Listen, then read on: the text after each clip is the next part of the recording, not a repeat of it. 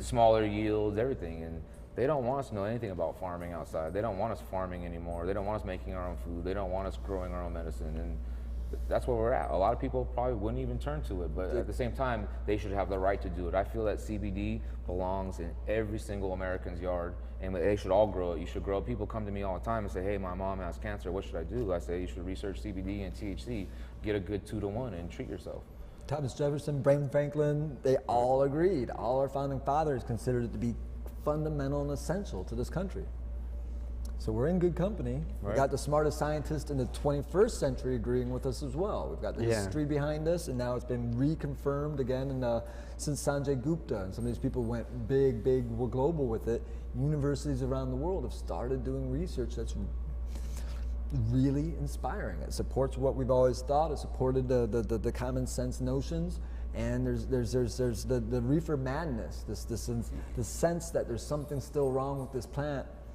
It's going to be gone in 5 or 10 Even years. in Iran, they have a medical program where they treat thousands of patients, and there's guys that grow big greenhouses full of different kinds of cannabises to treat all different kinds of ailment, from cancer to MS to epilepsy to all kinds of stuff. And this is going on all around the world, but we have a Schedule I drug, so we're not legally allowed to get any scientific data behind it. Even if you were a scientist and you did it all in your garage and you said, hey, it's true, then they still won't. Doesn't matter. Yeah. You're not at an accredited university, so they would discredit what you say at that point. And you know, like, we can't get those universities to do that research, even though the U.S. government in Mississippi has been growing cannabis since the 70s for the patients that are like 10, what was it, like 10 or 12? Started out, I think, with like 12, and I think Right. there's still 3 or 4 that are Alive. on that program that get 100 joints a month in a month. can. Yeah, I heard they get about it. that. It's like, I've met a few of them now. I've met a But I few of these mean, like, people. here we are. They could have been doing all this research this whole time, or they have been, and we just don't know. I mean, but It's not at the convenience. They're just, you know, well, I hiding think it. people want to own the patent on nature, and I just don't think there should be a patent on nature at all. Period. Yeah. I mean, I don't agree with that, and this is why I got involved. This is why I'm here for the fight. You know? All right. Well, talking about it for a cool minute now, and just anybody tuning in today is we're doing the anti-UMA. David and Patrick are here with me right now, and we're basically talking about why you should vote no, right? No on Prop 64. 64. Yeah, not just vote no. It takes some time and energy leading up to the elections to go back and get everyone in our community aware that this isn't that type of legalization. Right. Because again, a lot of people are going to hear it and think, wow, those guys taught all about the until hemp fuel, and they're always talking about that good stuff. We want to see it legal too.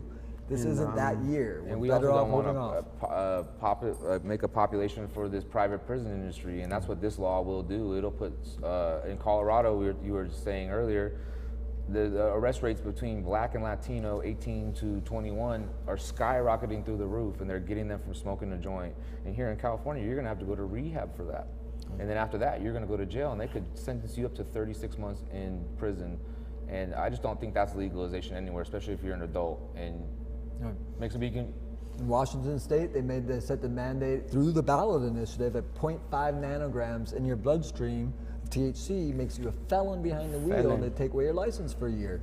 But 0.5 nanograms is in your bloodstream 2 to 3, maybe for some people 4 weeks after they took their last puff. Yeah. And in Washington, you can be sitting there with the judge can totally agree that I understand, sir, that you have not smoked cannabis in 3 weeks and that 0.5 came up on your test.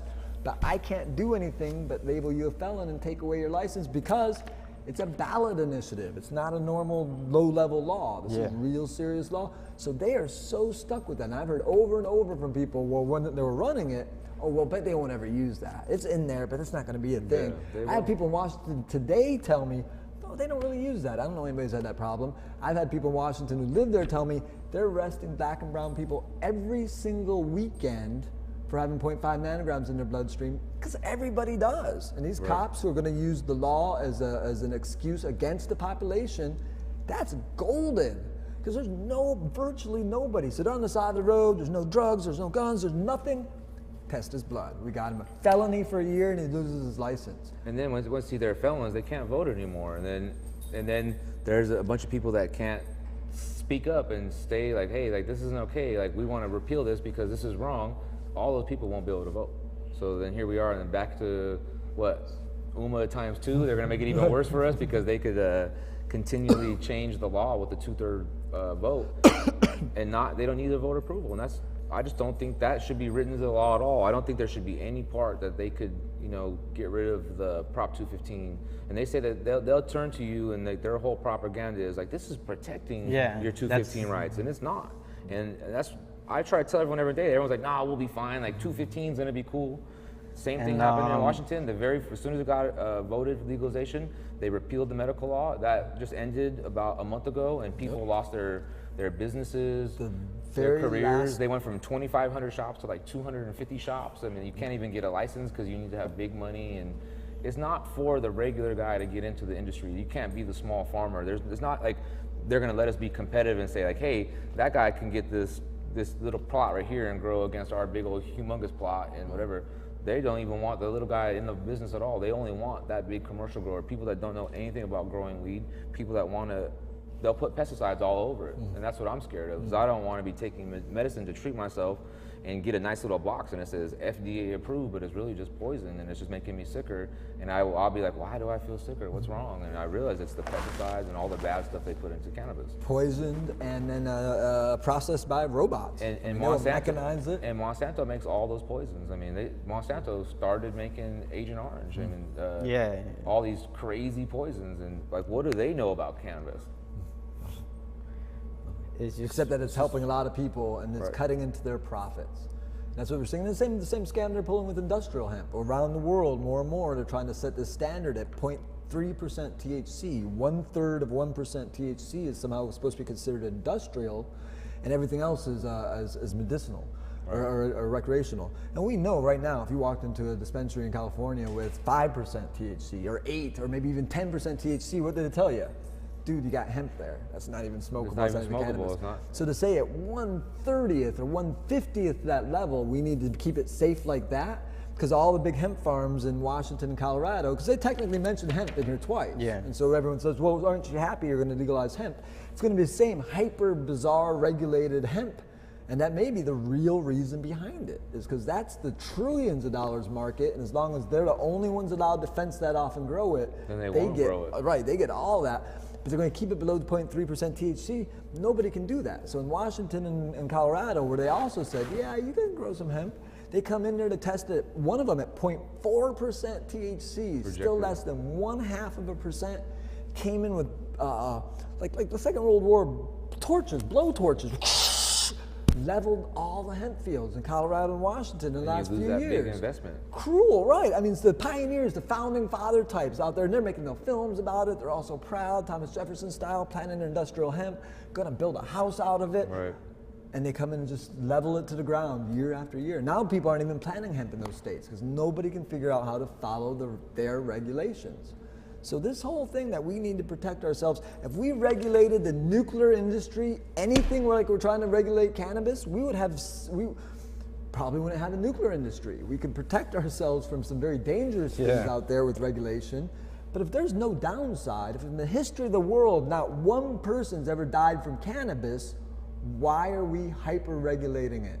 When we have hundreds of things in our marketplace that it's just a little bit too much can kill you. And yet they run amok. They say 400, 500, 600 people a day die in America from taking the prescription drugs the exact way they're told to. Then there's hundreds more that do it because they take the wrong amount. They're giving, there are all these other problems, but just taking the drugs the exact way they're told to, 400, 500, 600, 700 people every day in America, and that's less regulated than they want to regulate our cannabis. And that just seems insane, and hence we see the corporate agenda. Hence we see there's no common sense, there's no wisdom, there's no even foundation of law that supports this kind of hyper-regulation. What they call it, historically would be fascism. When a business uses government to help promote their business strategy, that's considered fascism. When big business competes against other big businesses, and against small businesses, that's capitalism. That's everybody in the market, the best, whoever can produce the best, make the best.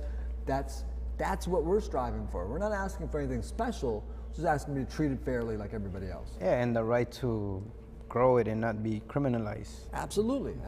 For doing it, which it's been going on, and like for some reason now they're trying to get into that, trying to centralize it, and now they're like, oh, let's criminalize everybody. One of the often overlooked, but great breakthroughs at the end of the 20th century in 1994 was the Health Freedom and Supplement Act. Because by the early 90s, the federal government was on the verge of criminalizing everything. They're going to get rid of vitamin B, C, echinacea, golden seal, all these things. You walk into this health food stores and you see. And you said, what year was that? 1994. All right. We Yeah, you're going to keep telling the audience, you said. Yeah. Oh yeah, in 1994, we were literally on the verge of losing the right to almost everything we see in health food stores right now. We take it for granted that, of course, America has the freedom to get vitamin C and vitamin Bs and all the different things, hundreds and hundreds, thousands of products you find in health food stores.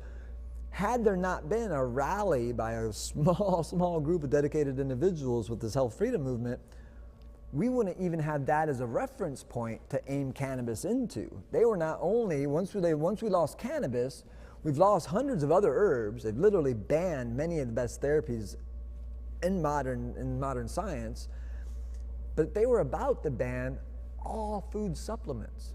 And I'm sure they consider that one of the great losses of modern times.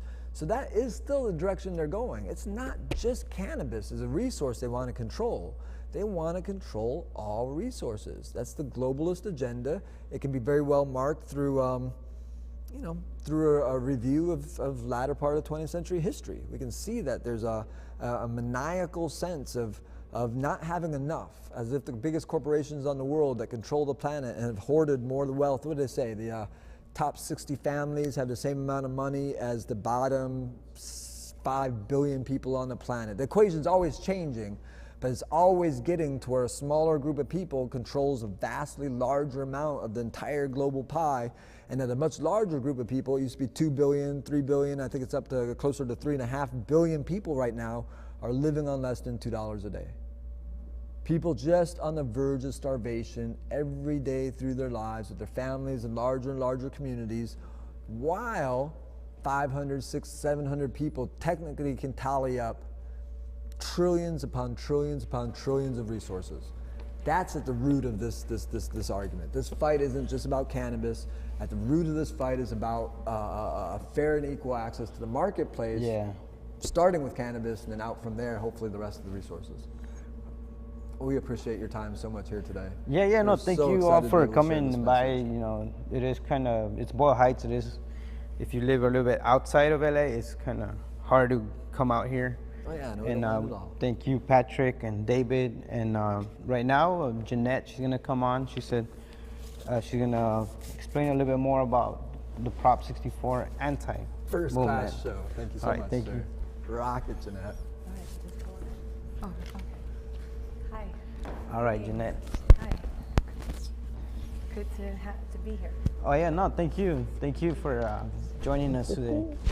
And as I mentioned, David, he's a good friend of mine, comes by all the time to the shop, and he said, he was concerned about Prop 64 and the fact that the information is not out there, and people need to know what they're actually gonna, essentially vote on, right, on November. Exactly. And how it's on the ballot, and so it's really important to vote no. Absolutely. Whereas they're using propaganda to tell people to vote yes on it, and then trying to paint a really nice picture with all these fancy, clever words, and which basically they're hiding the real truth.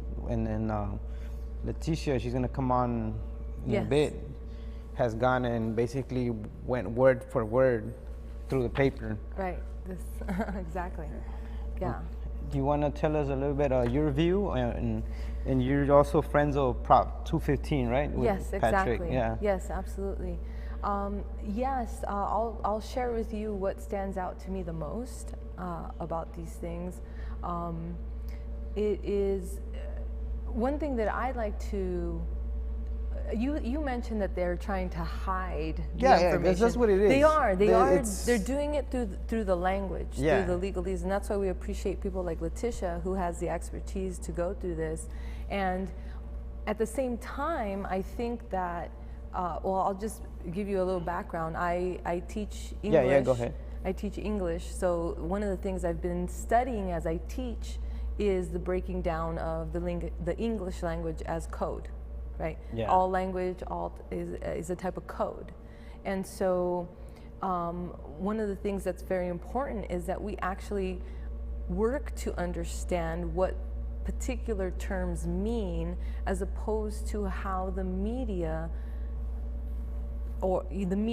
makes them out to mean. Exactly. Or what's become the norm of these meetings. And so, yes, you had something? No, I was just going to mention, like, especially with technology right now, it's way easier for them to manipulate in a way that Absolutely. language. Absolutely. And so one of the things that some of the slogans that people within the community have come up with is, for example, this is marijuana legal lies, L-I-E-S, liesation, right? Yeah. But I think the most important thing is and I know that David and Patrick touched upon this, is that yes, legalize means a very simple thing for people that it's quite complex. Yeah. And since '96 here in California, cannabis was decriminalized, right? So the key word is not so much legalized, but decriminalized. It has been decriminalized, right? So for the last 20 years, it's been decriminalized, which is why you have a culture in California, whether they use it medicinally, consciously, get their recommendations, support, there's local collectives, and or whether people are still getting it from the dealer, it's still pretty much decriminalized. People are not getting in big trouble for marijuana related anything.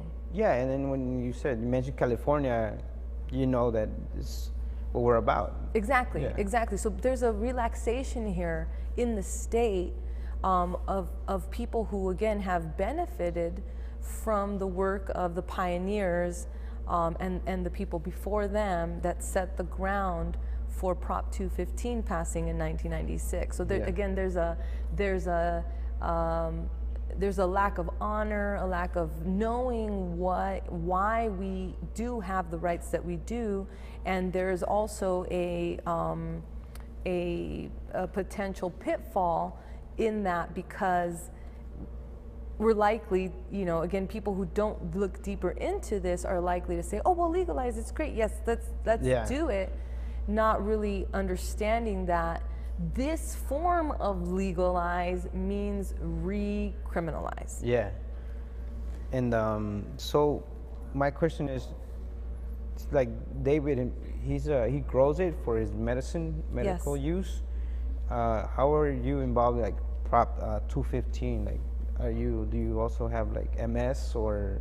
I don't have MS. Or just not like MS itself, but like. Yeah, no. I have my medicinal use has been, well, again, just to give you a little background, I didn't actually. So when I was saying earlier how some people use it medicinally, some people don't, I was actually talking about myself. Okay, so like.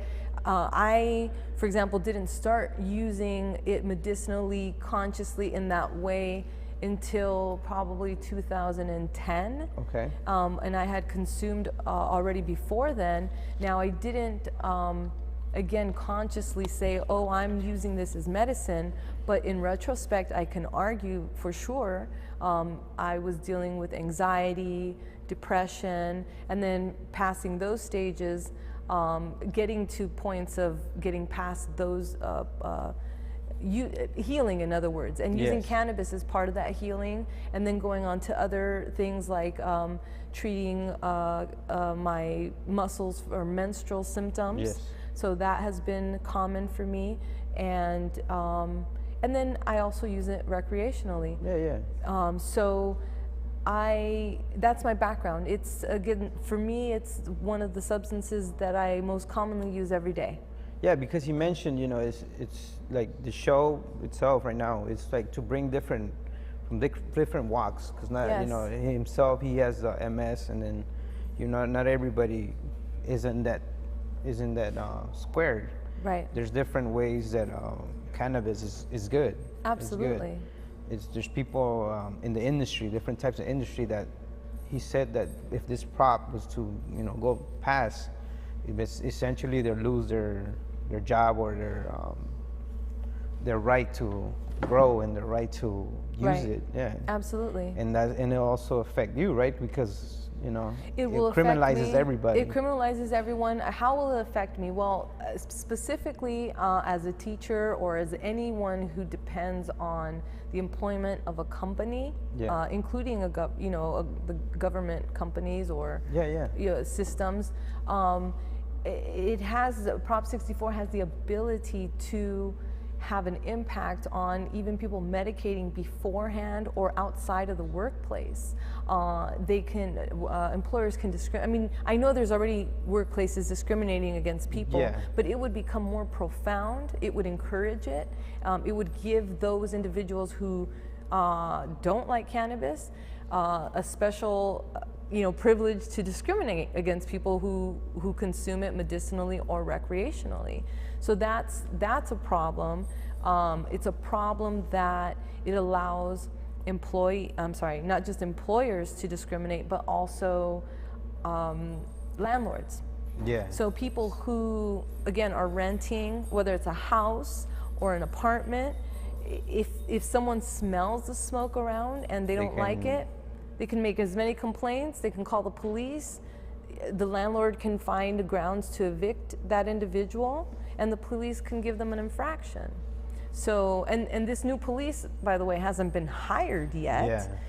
This new police is going to be, or agency is going to be part of the monies collected from, again, giving this community infractions and misdemeanors and felony charges, which is not okay. They're just basically trying to get everything and just kind of turn everybody into, essentially bad guys, well, criminalizing people. And which is, that's not the case, because I know people that they use it for medicinal, and then, they're not out there doing, crimes or anything. They're in their homes. They're growing what they're supposed to, just to keep themselves alive. So it's a natural right. I mean, we're not arguing it from that standpoint right now. But we could argue it as a natural right. I mean, the argument right now is the state's rights, the people of the state of California through the initiative process, which, by the way, I mean, the last I checked, 11 states in the Republic, so 11 out of 50 states in the Republic only have the initiative process. That's less than half the states, right? So these types of states like California set the example for what legalization is going to look like in other states here and in the rest of the world. And we, again, friends of Prop 215, people who are, there's a huge community out there. Again, it's a very loosely organized, but there's a huge community in the state of California right now, the cannabis community, doing all of this voluntarily. I mean, we're going out and we're doing outreach. The hours and the time that we spend on this is our time. No one is paying us to do this. And thank you for coming all the way out here, especially. Yes, absolutely. It's an honor to be here and to share with your guests. And as you said, it's just like on your own time, and it's because if you don't get that info out there, this could pass. We don't want it to pass, right? No, we do not want it to pass. And we're likely to not pass it, because we didn't pass Prop 19 in 2010. I'm sure they talked a bit about that. They went into and my argument, or at least one of the things that I try to reach out to people in the state, is that the California cannabis community is well informed, or at least a large segment of them are well informed. And again, these are the people doing the outreach. We happen to be winning. How do we know this? Well, Sean Parker, about 3 weeks ago, had to throw down over $1 million more into the campaign, And this is a paid campaign that he's giving money to and has been, and yet they're still potentially not gonna win. No, that's a victory for us. That's good. That's what everybody wants to hear. That's what they need to hear. Absolutely. It's people power. Again, it's not taking money on the opposition, I mean, it has. Let me Yeah. take that back, because I want to acknowledge Letitia Pepper. I mean, she's put in a lot of her own time and resources into the into this paperwork, into the annotation, into creating banners and flyers and stickers. So it has taken it, and that has been required for us to build this momentum, I believe. It was good. It's good that, you know, you're out there, Patrick's out there, David's out there, and just now it's just like our audience, you know, hopefully they go and do you know, you guys have like a website or somewhere they can? Yes, we are on Facebook. Okay. You can find us on on Prop 64. Okay. And on Instagram, there are various pages that we're all collectively working on. That would be No on Prop 64. Also, No _ on _ Prop 64, and also at Save Prop 215. Yeah. Yes. No, that's good to put the info out there, just because if they weren't informed before the show, now they are, and then they go on there, they join your movement, you know, this thing doesn't go through. Absolutely. And it won't, it's not supposed to, so that's the whole. Yeah, absolutely. We can be victorious, and Yeah. California will be again another example of how we independently set trends in the world. Yeah. We're trendsetters, and I think everyone here in the state should be proud of that. What they're exactly proud of, you know, that's different. But we are part of a really cool team, I would imagine, or I would say, again, governance or group of people that come together. And we're unique in that way, Yeah. and we're blessed in that way, and we're responsible for taking care of our state and our people. And everyone can do that through social media these days. Yeah, social media is good. So we appreciate everyone getting the word out. Thank you. Yeah, no worries. And I was gonna, you said Letitia, she's gonna come on right now in a Yes. second. And let me see where she's at. Yes. Yeah, so Okay. yeah, in a bit. When, again, you know, we're talking about Prop 64 to those who tuning in, how not, you know, don't vote on it. Vote And no. Yes, vote no. So because don't vote on it means don't vote at all. Yeah, vote My no. bad. Use the wrong Yes, words. Yes. Just for clarification, I get tongue-tied myself. I tend to do that a lot because since the show is live and Yes. you know, and every now and then I just kind of go into random words. But Right. thank you. Absolutely. He said, David says she's gonna come on right now. All right. Great. So, Excellent. Well, yeah. thank you for having me. I appreciate it. Yeah, thank you. All right. Yes. Alrighty. All right, guys. So Letitia's gonna come on right now. She's gonna tell us more about her side and what she's been doing for the whole movement, and so she'll be here. Okay. Thank you for being with us, Letitia. Thanks for inviting me. No, thank you for coming through. Okay, so as she mentioned, as Jeanette mentioned, you've been putting a lot of time and effort and, of course, money into making flyers, putting all the anti-Prop 64. Do you want to tell us a little bit why people vote no on 64? Well, they should vote no on 64 if they want to preserve agriculture for people instead of for corporations. That's a big reason to vote no on 64. 64, it's a Trojan horse. It's a trick to take away the right of individuals to grow plants for themselves that are very important to everybody. Yes. It's like an incredible plant. I understand why people considered it a sacred plant. And I should tell people about my background.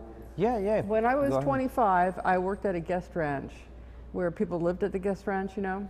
So I lived there, and people who lived and worked there were using marijuana, and they found out I had never used marijuana. Oh, Yeah. you need to try it, right? You need Yeah. to try it. That's how my roommates in college were. You haven't had beer? Here, have a beer. There you go. You don't wear jeans? Let us get you jeans, Yeah. right?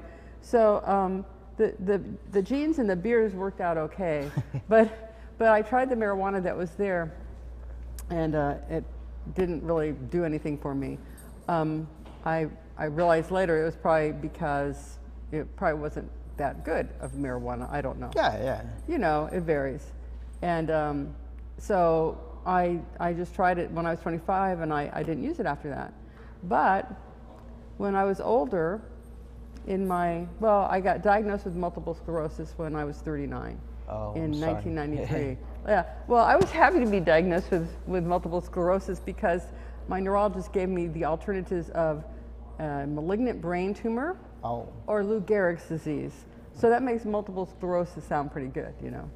So, so it could have been worse.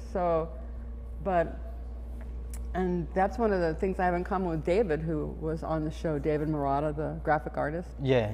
Because he has multiple sclerosis too. And so unlike David, I had insurance, and I had good insurance. Okay. And I was working, but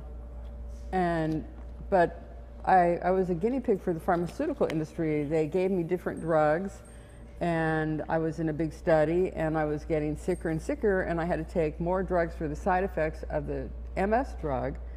And then I'm getting all kinds of pain in my body, and it's getting worse and worse. And then I read the new warnings on the same medicine I've been taking for a while. They had new warnings, and it said may cause pain in limbs and joints. And by that point, I was waking up. The pain was so bad. Is it on? No, I was just making sure. Yeah, I think it is. Yeah. All right. The pain was so bad, I was waking up at night. And when I saw the new warnings, I asked the neurologist, I said, you know, to me, pain is an indication of damage going on. Do you have any idea why now this warning says that this drug can cause this kind of pain? And she looked at me and she said, do you understand how the multiple sclerosis drug I was taking, Tysabri, how it works? Tysabri, it's an infusion once a month, right? I took Avonex, where you have to give yourself an intramuscular, a deep injection once a month, no, once a week that was. Copaxone, you have to give yourself a couple shots a day. And they all had bad side effects. That's why I switched to the different drugs, and each had its own bad side effect. So for this one, the side effect was this, well, first I had to take, my thyroid stopped working, so I had to take thyroid drugs. It was affecting my ability to work because I was so fatigued from the drug. So then they give you another drug. I took Provigil, which they were giving to the troops so they could be awake for 40 hours to do the first run into Iraq and Afghanistan. And that made me crazy. That's the whole story. Anyway, to get to the point here, when I found out that the way the MS drug was working was it was redirecting my immune system. It wasn't trying to attack my brain anymore. Now my immune system was attacking anywhere there was cartilage, right? That's what the pain was. It was damage. And I went, you know what, this isn't going to work. You take drugs for MS because you don't want to end up crippled, but if you end up crippled because of the drug they're giving you, what good does it do you? And I said, you know what, I'm not going to do this anymore. She said, well, you have to do something. I said, I'm going to use marijuana. Because by that time I'd heard a lot of people at public meetings saying, don't close the dispensaries, we need the dispensaries. And all these people said they got off all these prescription drugs. One person got off 14 different drugs. People got off disability and went back to work by using marijuana, which is not exactly what anybody tells you in the corporate controlled media. That's but man, it is 100% true. When you get out and start talking to people, it's true, right? So I told her, I'm going to use marijuana. Oh, no, don't do that. And I go, but it's an anti-inflammatory and a neuroprotectant. And she said, no, it isn't. I go, yes, it is. Because I have the US government's patent that they took out in 1999. That's what it says. That says this, right? And it says it's good for diseases like multiple sclerosis, so I'm going to do it. So I did it. I got a recommendation from the office of Dr. Denny, a good guy. And after a year of using only marijuana, no other drugs, right?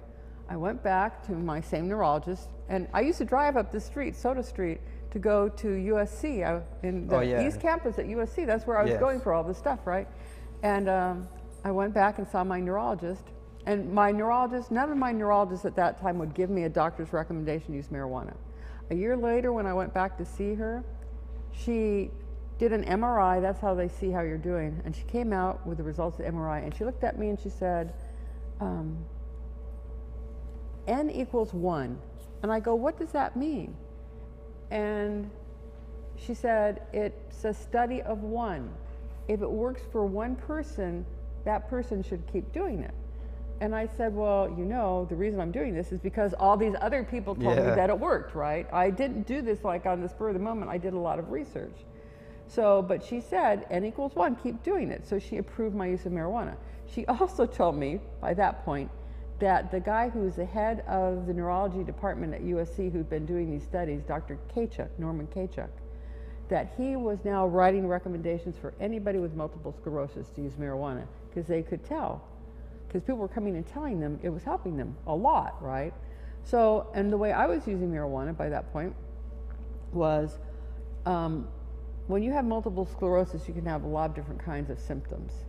And one of them is horrible neuropathic pain.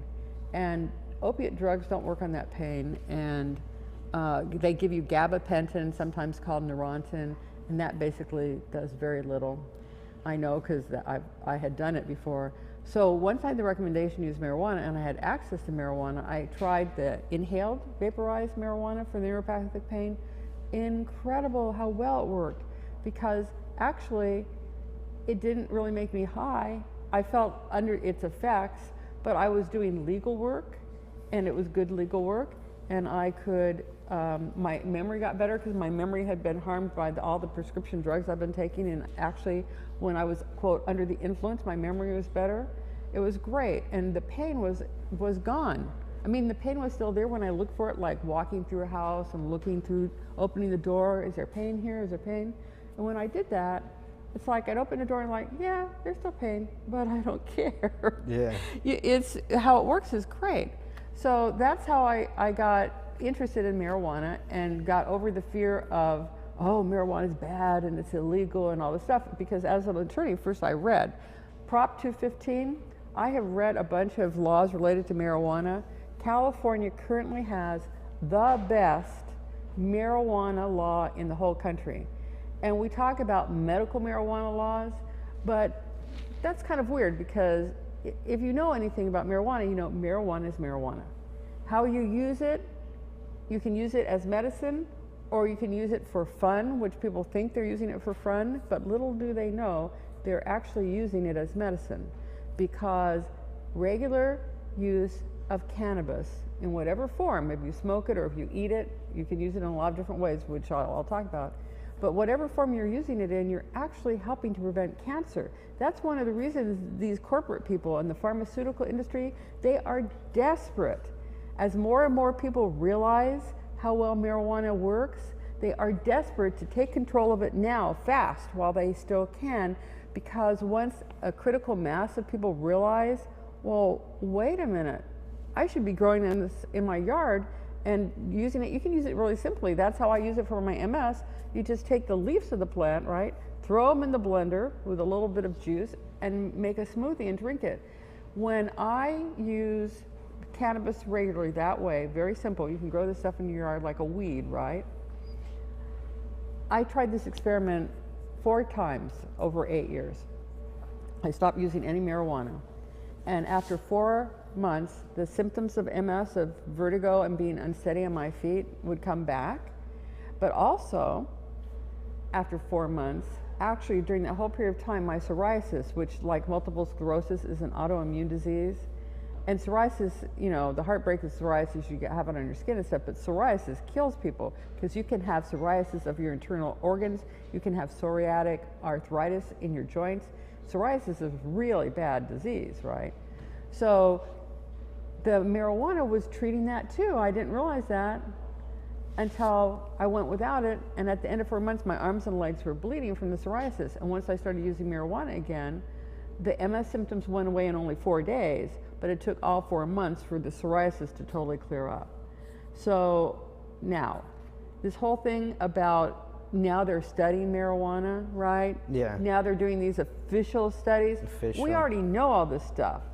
And so that's one way the government tries to take control away from people. Well, you know, your experiences are meaningless to us, right? Because they're not scientific. That's bullshit. There was a guy who was on the BBC, and he talked about that. I heard him. He was talking about, you know, we think of scientists as people in labs, but he goes, but how did we make all the great discoveries we've made over the years? Not scientists in a lab being paid by corporations. We, the people, have discovered a lot of things over the years, right? And he said, like, you know, people tell scientists things and the scientists refuse to believe them because it wasn't done by a scientist. This is like that. Look, you talk to people who use marijuana and they will tell you the same things that I heard people say when I would go to public meetings. I got off all these different prescription drugs. I got better. I'm in remission. I heard a woman named Kristen Paskuskis, who's partners with Dr. William Courtney, and I heard them speak in 2011 at a conference, and they talked about juicing the marijuana leaves and drinking the juice, and people are in total remission from lupus, rheumatoid arthritis, multiple sclerosis. There's some horrible bladder condition called interstitial cystitis. Total remission from that. This one woman, Kristen Paskuskis, had all those horrible things wrong with her, and kind of by accident found out that marijuana helped her sinus problems. And then she read about the cannabinoid system and she realized, hey, I think all these things that have been wrong with me since my childhood. I mean, my parents were told I wouldn't live to be 25, all these problems. And she said, you know, I figured out I have a cannabinoid deficiency. So she moved to California so she could use a lot more marijuana, and then did it by juicing the leaves. So I've kind of gone off on the topic. No worries, no worries. Well, how I like great to listen. marijuana is. That's how I got involved. I personally found out marijuana is so important, so valuable to people. And I also then, as I read more things, I realized my mom's 3 youngest siblings, my mom's 88. And so her younger siblings, 3 of them already died. And the reason they died, they were exposed to radiation at the end of World War II, when the government tested the A-bomb in Nevada, and all the radioactive dust blew into southern Utah where they were. And my aunt actually told me that when they were standing together, she was 17 and her twin brother was with her, and their older brother who was 19, they were all there, and they felt the dust fall on them. They felt it. And they didn't know it was radioactive. They didn't know it was a potential death sentence. They did know that the US government paid for car washes. They paid for car washes. Now, the government, of course, knew what was in that dust, but did it tell people? No, it didn't. We were just more experimental animals so they could observe the effects of radiation, right? So the point of the marijuana story here is that of those 3 people all exposed to radioactive dust at the same time, 2 of them stayed in Utah and they were good Mormons, and they didn't drink and they didn't smoke and they didn't use marijuana, and both of them died before they were 65. They got glioblastoma, malignant brain cancer. Both of them had that. But their sister stopped being a good Mormon. She moved out of Utah, and she drank alcohol and she smoked tobacco, and she also smoked marijuana. She was a graduate student and a college professor at the University of Michigan in Ann Arbor. And Ann Arbor was a big pro-marijuana area during the 60s and 70s. There is a famous song about John Sinclair. I think John Lennon wrote the song for John Sinclair. They had a big fundraiser. He got sent to prison for a long time because he had 2 joints. So they had this whole big thing to get John Sinclair out of jail for having had 2 joints, or out of prison for having 2 joints of marijuana. And so that was a big area, pro-marijuana, pro-marijuana. So my aunt for 20 years was smoking marijuana with her friends and the college professors and all these people. But then she got older and things changed, and she divorced her husband and married some other nice guy, and she had stopped smoking marijuana. And I believe, based on everything I've read, there's a really good study that came from a university in Spain in 2010 that shows that in the presence of everything in whole herbal cannabis, that's really important, everything in whole herbal cannabis. There are more than 200 known cannabinoids, terpenes, flavonoids, the things that give it flavor and taste. Those have medicinal properties too. Dr. Courtney explained that those terpenes and flavonoids, they float into the receptors that hold the cannabinoids, so they position the cannabinoids a little differently, and that's why different strains of marijuana work better for people with different problems. So anyway, everything in the whole plant helps to prevent cancer. What the study showed, that in the presence of everything in the whole plant, cells in your body that are becoming cancerous commit autophagy. That's Greek for eats itself. The cells destroy themselves, and it's a gradual process. So if you're just smoking a little marijuana every day to relax, you're actually, any cell in your body that has decided it's going to turn traitor on you and become cancerous, it's being taken out because the presence of the cannabinoids is helping your body itself destroy those cells. So people would say to me, because I told a lot of people I was using marijuana. My neighbors would walk by, be gardening, and I'd go, oh, by the way, you know, I'm using marijuana, I'm growing it for my multiple sclerosis, and it works really well. So actually people would come and talk to me because I was being honest and telling them. So when people had someone in their family get cancer and they needed marijuana, they'd come and talk to me. When someone had a son come back from Iraq who was hurt, and also he had terrible PTSD, and he wanted to use marijuana and his mom didn't want him to, they'd come and talk to me, and I'd say, let him use it, it's important. So, you know, I just know from my personal experiences, from all my research, from the stories of all the other people I know. I mean, I could tell a lot of very pro-marijuana stories from individual people I know, I've met. I introduced them to marijuana, they used it, and they're like, oh my gosh, I'm gonna start growing this with my tomatoes. It works so well. Somebody else who'd been taking prescription drugs because he was on a motorcycle, and he was hit by a car when he was 19, and he became a quadriplegic. And so for 20 years he'd been taking all the drugs for pain and spasticity, and he was getting cirrhosis of the liver and kidney damage, and he and his wife knew he needed to try something else. But even though Prop 215 passed in 1996, the government and the police have made it so hard for people, you know, they have, but we've been winning those fights, you know, because if you have a recommendation or an approval, you have a right to use it, and you can fight those kinds of charges while we have the Compassionate Use Act. If OMA passes, that's all going away. This is what, yeah, 215, right? That's what it does? Prop 215 decriminalized marijuana for anyone who had a serious health problem where a doctor thought it might help them, and that's all it takes. And the doctor doesn't actually have to recommend it. A recommendation is when the doctor knows more than you do and tells you, yeah, I don't think it's going to hurt you, and I think it might help you. And there are more and more doctors who understand how well marijuana works. There are other doctors who don't like it because they're losing the kickbacks from the pharmaceutical industry, right? The more patients you get to take prescription drugs, some of them, especially the new expensive ones, the doctor, they keep track of that. That's why they send people to the doctor's office to persuade them to recommend their prescription drugs, right? So like the drug that made me really sick, one of the drugs, the Provigil they gave me, right? Because the MS drug was making really fatigued because it made my thyroid stop working.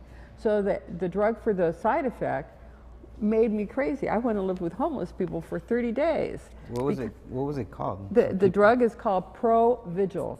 They were giving it to people in the military. There was an LA Times article about this back in, I forget, in the early 2000s, right? They were giving it to the troops so that they could stay awake for 40 hours to do a rapid push into Iraq, right? When we were invading Iraq, oh boy.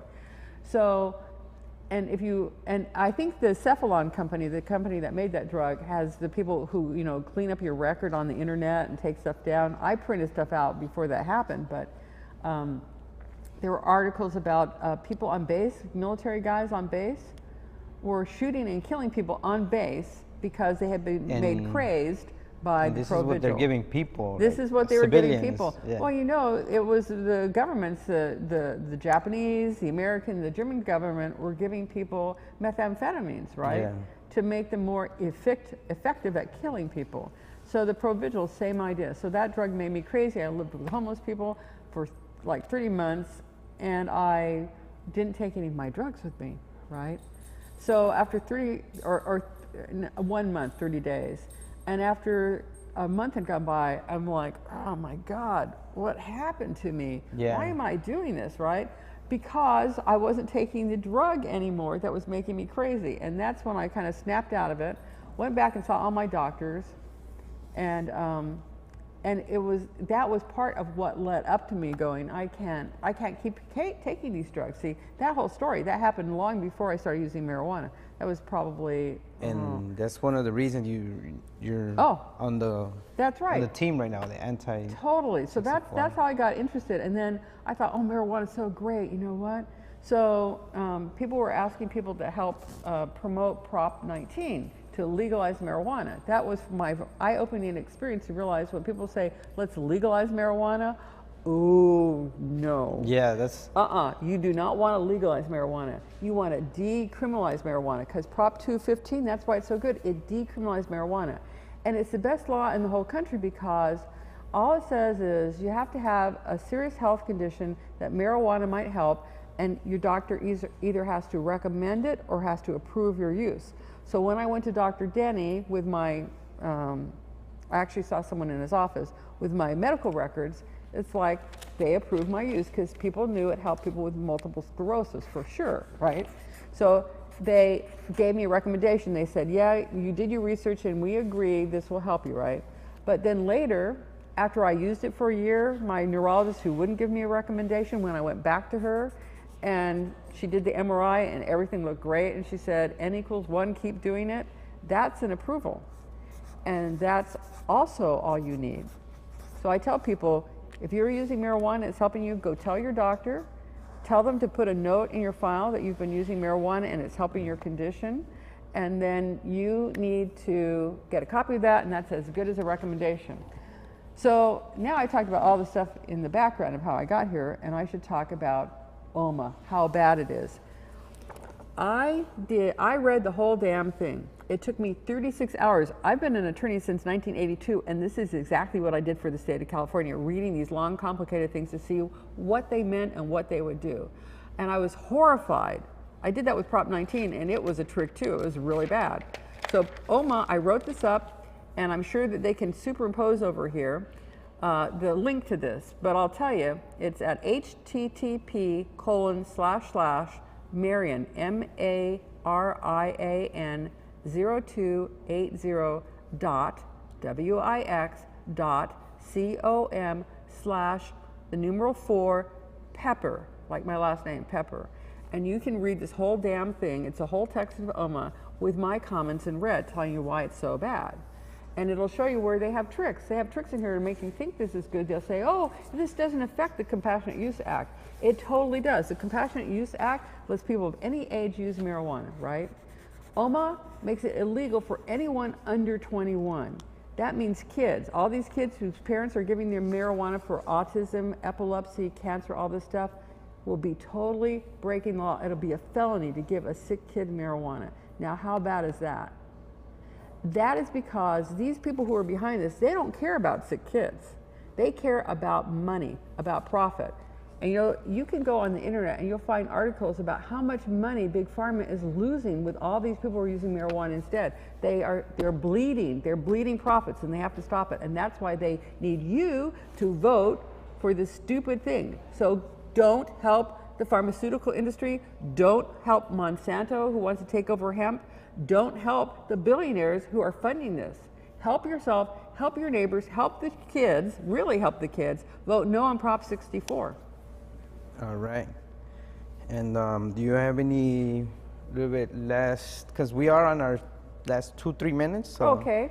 Well, before we go off. There are so many things I could say. Yeah. You cannot trust anybody, because the guy who wanted people to work on Prop 19 is a man named Lanny Swerdlow. He's a registered nurse, and he's all pro-marijuana. But it turns out he's pro-marijuana for corporate profit, because he also started the Brownie Mary Democratic Clubs of California. And I was at the meeting where he said, well, this is what the platform should be, that marijuana is a dangerous drug like alcohol and tobacco, and it needs to be taxed, regulated, and controlled. And I said, wait a minute, we're always talking about how good marijuana is for people, and it's not dangerous like alcohol and tobacco. It doesn't kill people, it heals people. It's important. You can smoke marijuana, and not only will you not get lung cancer, it'll prevent some forms of lung cancer, right? And it's like, no, no, people won't vote for it, so we have to say this. Well, because he's in cahoots with these guys. And the Democratic Party, the California Democratic Party, is going to endorse the Adult Use of Marijuana Act, and they're going to put it on mailers and slate mailers and tell all the Democrats, vote for Prop 64, vote for Prop 64. The reason is because Prop 64 is designed to give Gavin Newsom, the next governor that he wants to be at, a ton of money in a slush fund. It's a slush fund. None of the money goes to the general fund, none goes to public schools, none goes to community colleges. And if you read this little thing I put together, it'll show you exactly where they're stealing the money from us, okay? So that's why the Democrats are going to be told, oh, vote for this, it's good for you. No, it's good for Gavin Newsom, who's telling you to vote for it, and for some of the Democrats like Lanny Swerdlow. See, you know, I'm so disgusted with how people lie about this stuff. So I'm just telling you, I have no money, I have no investment in any of this. My only investment is my own health and the health of my friends and neighbors. And that's why I'm voting no against Prop 64. I also hate Monsanto. So that's another reason, separate and apart from marijuana, to vote no, because they're going to steal industrial hemp as a crop. Any other questions? Anyone have any questions? Well, unfortunately, we're out of time, yeah. Well, thanks. So. And we had, like 2 hours, and everybody come on, had David and Patrick and Jeanette. I had a long drive to get here. Yeah, no, thank you. Yeah. Thank you for stopping by. Again, this is to get the information out there, just because people need to know what they're actually gonna, go put a yes or a no, or basically vote on. You know, if I got a moment to say one last thing, right? Yeah. I brought my dog. I see the dog sitting Yes. over here. So in the past, I had another dog who had a horrible kind of cancer, and she lived for 2 years because I made Rick Simpson oil for her. She was really old. She was 19 when she died. I couldn't cure her, but she was healthy, happy, other than the cancer, and was eating right until the last couple days. And OMA, this Prop 64, it makes it illegal to make Rick Simpson oil. Even if they continue to let you grow plants, but they're not going to, they're going to take away people's right to cultivate if this passes. But even if you were still able to grow marijuana, you would not be able to make Rick Simpson oil because you can't use volatile solvents. So what I was doing for my dog, making Rick Simpson oil with vodka, right? Totally a felony. Why should that be, right? Yeah, Why? exactly. Because they want people to keep getting sick because they make their money from us being sick and having to get stuff from them that makes us sicker. Well, thank you for those last words, and for no, that's good that you share that, because again, people don't look into the wording. It's not good. It's all bad. Propaganda saying yes, vote on it, and then for an example, you can't make that oil. You can't help a sick, in this case, a sick dog. Yeah. In other cases, your sick mother, your sick brother, other people with cancer who've been cured with Rick Simpson oil. We know this. Yeah. Well, thank you guys again for coming. This is the Eskwilax Hour in Boyle Heights. I know you came a long way. Thank you very much. Thank you. And also for, keep spreading the word. And also, we put up all the hashtags and the websites that need to be put up so people can find out more info the more they know. As Jeanette said, most likely this won't pass, which is what, We have to work hard against it. They're going to pour a ton of money in. Yeah, but with with the time here, when we're gonna put the show, get it up on on YouTube afterward. Just keep on spreading until everybody knows, everybody finds out what they're actually voting on. If you have time for another show in the future, let me know, because I'd also like to talk to people who think they're going to be in the cannabis industry, which is another come-on they're using to get people to vote for it. I can show you where those tricks are too. Okay, yeah. That's something we can probably do later on this year. Okay. We do have a whole year, and my show is more like, I get an idea, I work on it. I have, as David came by the shop and he was talking about how he takes it medicinally, and I'm just like, all right, we can talk about that. So yeah. And I think we're done. Thank you. Oh, look. At the end of World War II, yeah. They said Katrina swept in. There was nothing you could do.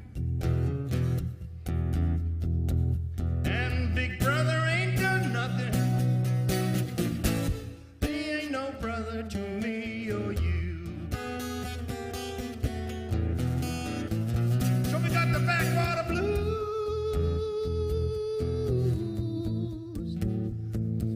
gonna take it away.